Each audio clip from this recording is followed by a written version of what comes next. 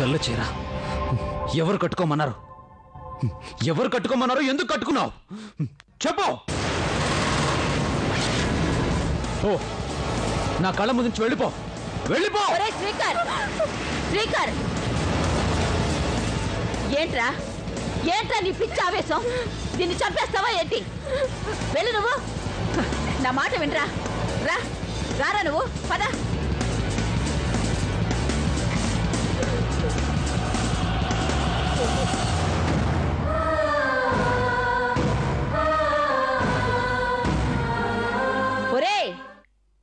వచ్చావా? చూడు, నీ మూలంగా ఇల్లంతా శ్మశానం అయిపోయింది. ఒక్క నిమిషం కూడా ఉండలేకపోతున్నాను. ఏమైంది బామ్మ? ఇంకా ఏం కావాలరా? చేశారుగా పెళ్లి, ఇప్పుడు అది నెత్తినెక్కి కూర్చుంది.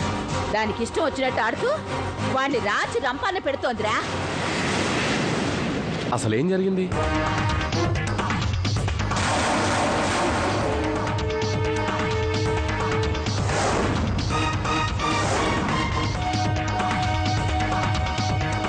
వాడెక్కడున్నాడు? అది చేసిన పనికి వాడు తల పట్టుకుని ఏడుస్తూ కూర్చున్నాడు.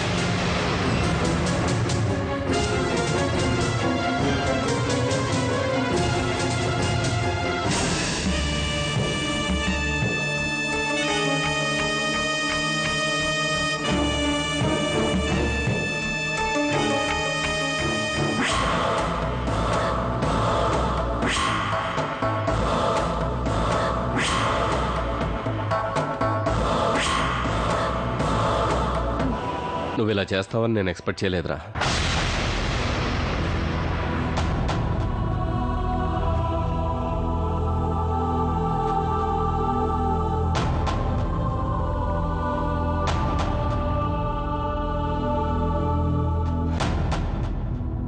తప్పు చేసిన వాడే తలదించుకుంటాడు. నువ్వు తలదించుకుంటున్నావంటే నువ్వు తప్పు చేసావని నీకు అర్థమైందనమాట.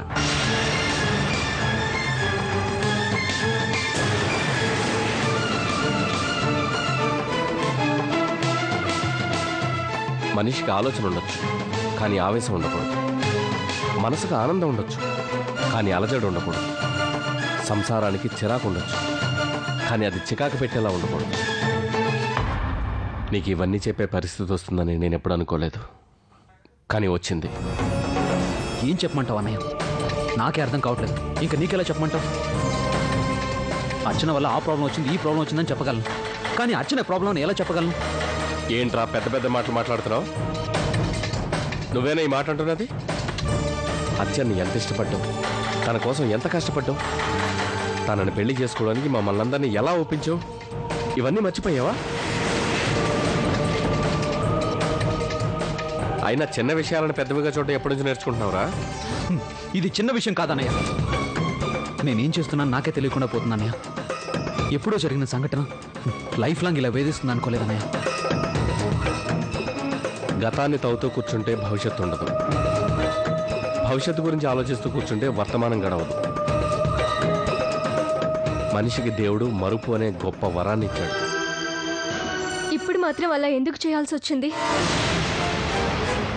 అదే నాకు అర్థం కావడం లేదు.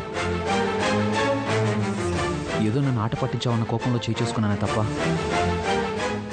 మరే ఉద్దేశం కాదు. సారీ అర్చన, నువ్వే నన్ను అర్థం చేసుకోకపోతే ఎలా చెప్పు? మీకు నచ్చినది ఏదైనా ఉంటే ఒక్క మాట చెప్తే నన్ను నేను మార్చుకుంటాను కదా. అదేం లేదు అర్చన, నువ్వు మార్చుకునేంత ప్రాబ్లం ఏం లేదు.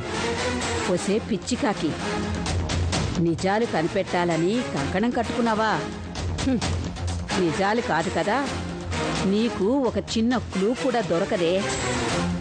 ఎప్పటికీ నువ్వు కనుక్కోలేవు. అమ్మా, మీరేమనుకోకపోతే ఓ మాట చెప్తాను. మీరు మంచివారు, ఒద్దిగ్గా ఉంటారు. ఇలాంటి విషయాలు వదిలేయండమ్మా. ఏదో ఆలోచించి అయ్యగారితో మాటలు పడ్డం ఎందుకు చెప్పమ్మా, వదిలేయండి.